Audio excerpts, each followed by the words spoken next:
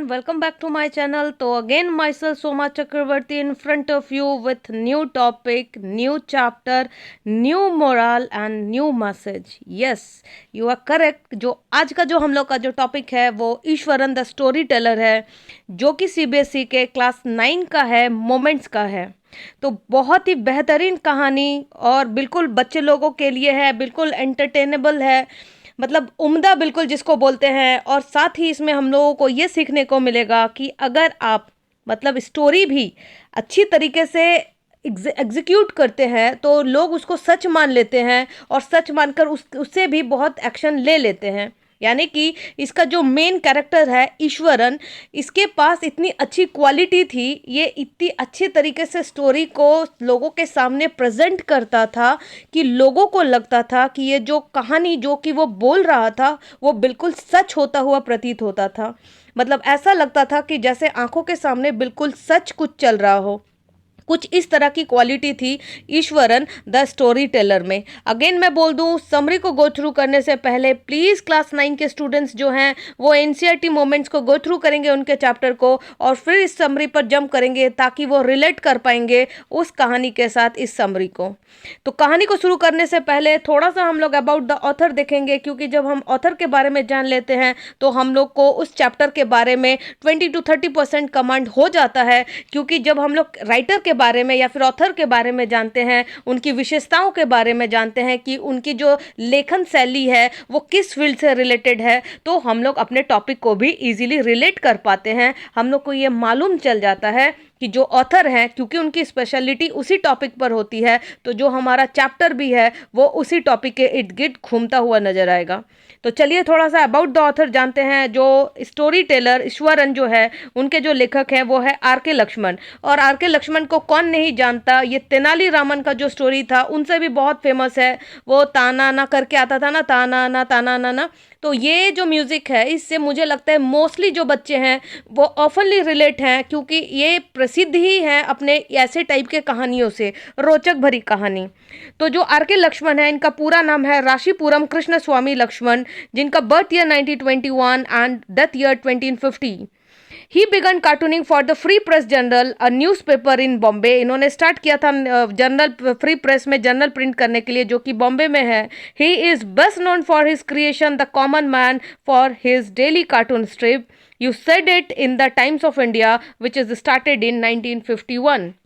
तो ये तो था आर.के. लक्ष्मण के बारे में, यानी कि अबाउट द ऑथर, यानी कि जो ईश्वरन जो स्टोरी टेलर हैं उनके ऑथर हैं आर.के. लक्ष्मण, यानी कि राशीपुरम कृष्ण स्वामी लक्ष्मण। तो थोड़ा सा स्टोरी के थीम को एनालाइज करते हैं, जिससे कि जब थीम को एनालिसिस करेंगे तो हम लोग को चैप्टर पर 50 to 60% कमांड हो जाता है।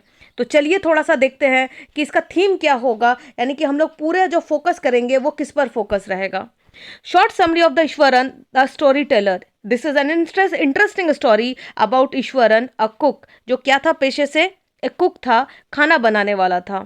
Served as a cook to Mahendra, a junior supervisor. वो किसके लिए खाना बनाता था, वो अपने मालिक के लिए खाना बनाता था, जिसका नाम महेंद्र था, जो कि जूनियर सुपरवाइजर था। Eshwaran was devoted to his master, और जो ईश्वरन था वो बिल्कुल समर्पित था अपने मास्टर के लिए, जिसका नाम महेंद्र था। He was an expert cook, और वो खाना बनाने में बिल्कुल सक्षम था और बहुत ही उम्दा कुक करता था, खाना बनाता था। Another quality of Eswaran was that he was a master story teller, और इसका जो अलग जो क्वालिटी थी वो ये क्वालिटी थी कि वो स्टोरी को इतने अच्छे से एलेबोरेट करता था, इतने अच्छे से एग्जेजरेट करके बताता था चीज़ों को कि लोगों के सामने जो दृश्य घूमता था वो लगता था बिल्कुल रियल बेस्ड है। He narrated even the smallest incident of his story by weaving suspense around it, और ये बिल्कुल छोटे से छोटे कहानियों को इस तरीके से एलेबोरेट करता था कि वो सस्पेंस के इर्द गिर्द घूमती रहती थी उसकी स्टोरी। मतलब उसका एंडिंग इतना सस्पेंसिव वे में ख़त्म करता था कि लोग और जानना चाहते थे, यानी कि लोगों की इच्छा शक्ति, उसका जो स्टोरी टेलिंग था ना वो बढ़ा देता था। One day he told his master a story about a mad elephant, और एक दिन वो अपने मास्टर को, जो कि महेंद्र था, उसको एक पागल हाथी के बारे में कहानी सुनाता है। On another day, he told Mahendra that the ghost of a woman appeared around the house on the full moon night. और दूसरी बार जब वो महेंद्र को कहानी सुनाता है तो इस बार वो ऐसा सुनाता है कि एक वुमन अपने बच्चे को लेकर गोदी में लेकर जा रही है, जो कि फुल मून नाइट में अपीयर होती है, यानी कि पूर्णिमा के दिन. One night Mahendra woke up on hearing some sound. और एक रात ऐसा होता है कि महेंद्र कुछ साउंड सुनकर उठता है. He kicked out of the window. वो विंडो पर देखता है. He saw a dark cloudy figure. He began to sweat with fear. और चूंकि उसका बोलने का तरीका ऐसा था ईश्वरन का, उसने उसको ऐसी कहानी सुनाई थी कि जो महेंद्र था उसको उसको सुनने के बाद ऐसी फीलिंग आ रही थी कि वाकई बाहर कोई भूत वगैरह करके है, जिसके कारण डर के मारे उसके हाथ पैर फूल रहे थे, उसको स्वेटिंग आ रहा था.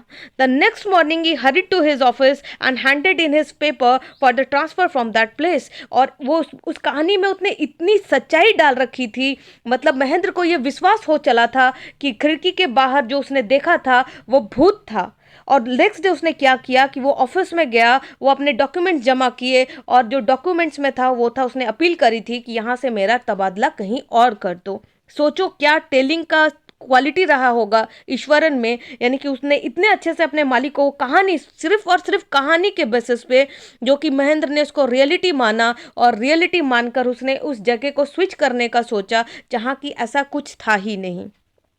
समरी. अब हम लोग समरी के बारे में बात करेंगे, क्योंकि अब तक हम लोग को पता चल चुका है कि अब हम लोग को समरी में क्या मिलने वाला है.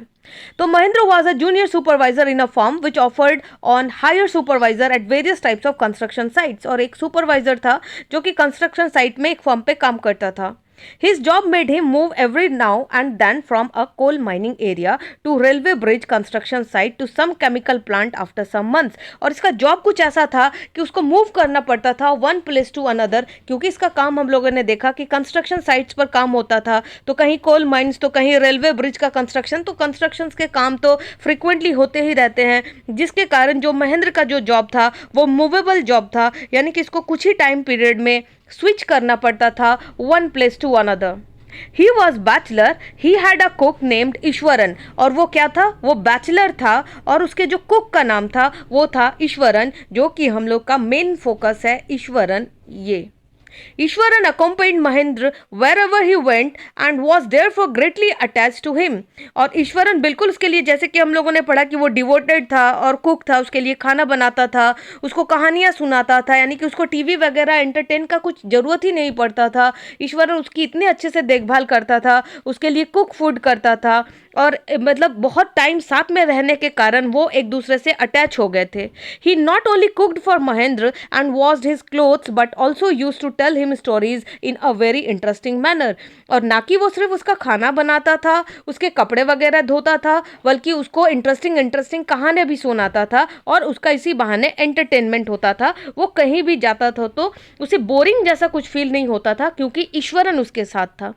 Eswaran love to read popular Tamil thrills in his leisure time. और ईश्वरन को अपने फ्री टाइम में, अपने लेजर टाइम पर थ्रिल टाइप के बुक्स पढ़ने के लिए काफ़ी रुचि रहती थी, जो कि तमिल में था. As a result, he innovated his own thrillers and would tell about it to Mahendra. और एज अ रिजल्ट क्या होता था कि उन कहानियों को सुनने के बाद वो खुद उसको इंटरप्रेट करता था, अंडरस्टैंड करता था, और फिर किसको सुनाता था, महेंद्र को सुनाने लग जाता था. Mahendra enjoyed listening to them because of the inimitable way in which they were told. और महेंद्र उसको एंजॉय करता था क्योंकि जिस तरीके से ईश्वरन उसको उसके सामने प्रेजेंट करता था वो वाकई काबिल तारीफ होता था, और उसको बहुत अच्छा लगता था. Once he told his master a story about how he controlled a wild elephant that had gone berserk. और एक दिन उसने अपने स्टोरी को एक पागल हाथी के बारे में सुनाया, और बताया कि उसने कैसे कंट्रोल किया उस पागल हाथी को, कैसे उसने कवर अप किया, और महावत को उसको बाद में सौंपा, जो कि जंगल में गया. He told that he came from a place famous for timber. The logs were carried onto the lorries of elephant. They were huge, well-fed beasts. But when they turned wild, not even the most experienced Mahot could control them. और वो सारे काम करते हैं, हाथी जैसे काम करते हैं, वो सारे काम कर रहा था. सूंड से अपने जो पेड़ के जो तने होते हैं उनको फेंक रहा था, ये कर रहा था. लेकिन एक टाइम कुछ ऐसा हुआ कि वो आउट ऑफ कंट्रोल हो गया, और जो महावत हैं, जो काफ़ी अनुभव रखते हैं हाथियों को कंट्रोल करने में, वो भी यहाँ पर फेल्योर पा रहा था, यानी कि वो भी हाथी को कंट्रोल नहीं कर पा रहा था. One day the elephant entered the school ground where children were playing, breaking through the brick wall. और एक दिन क्या हुआ कि वो जो पागल हाथी था वो एक स्कूल में एंटर करता है जहां पर बच्चे खेल रहे थे। उसने स्कूल के वॉल को तोड़कर अंदर घुस जाता है।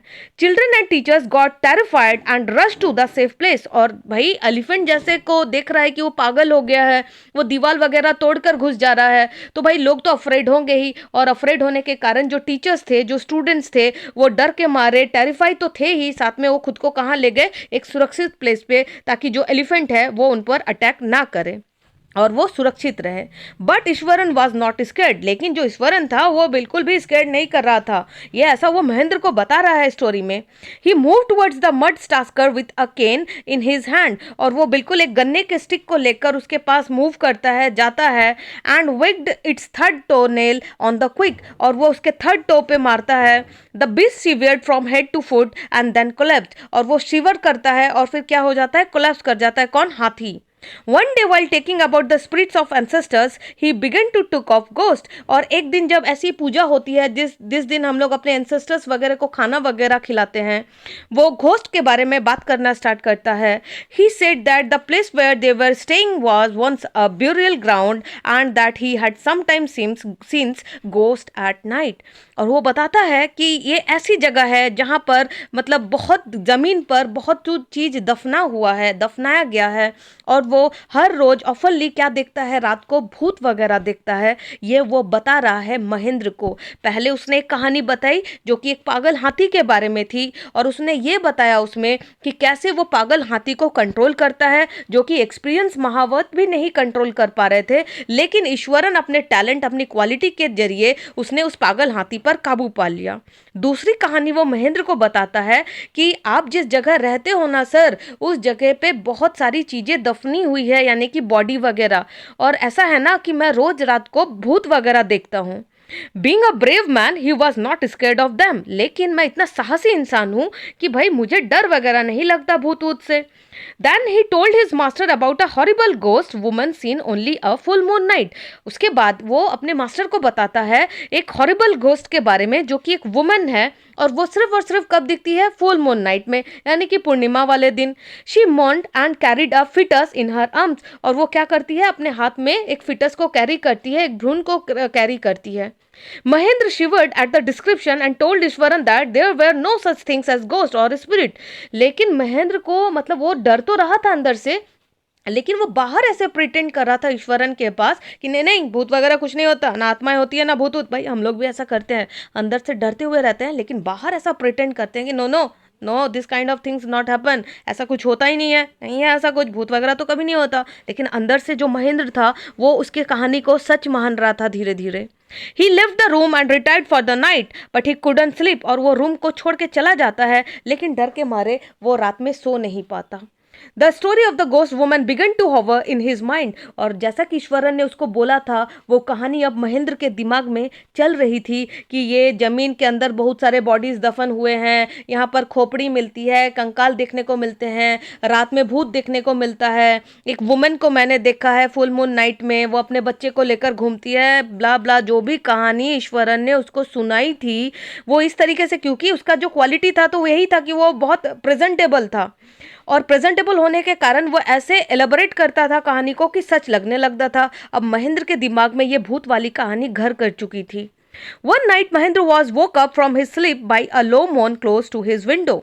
और एक रात उसका नींद टूट जाता है एक साउंड से, और वो अपने विंडो को मतलब वो करने जाता है, बंद करने, क्लोज टू हिज विंडो को बंद करने जाता है। He looked out at the white sheet of moonlight outside and found a dark cloudy from clutching a bundle। Mahendra sure that it was none but the ghost woman. अब चीज़ें ऐसे उसके सामने आ रही थी, ऐसे मतलब एग्जीक्यूट हो रही थी कि उसको लग रहा था कि वाकई जो भूत वाला जो बोला था ना उसने बात ईश्वरन ने, वो बिल्कुल सच बोला था। भाई ऐसा वुमन है जो अपने बच्चे को लेकर बाहों में बाहों में लेकर घूमती है।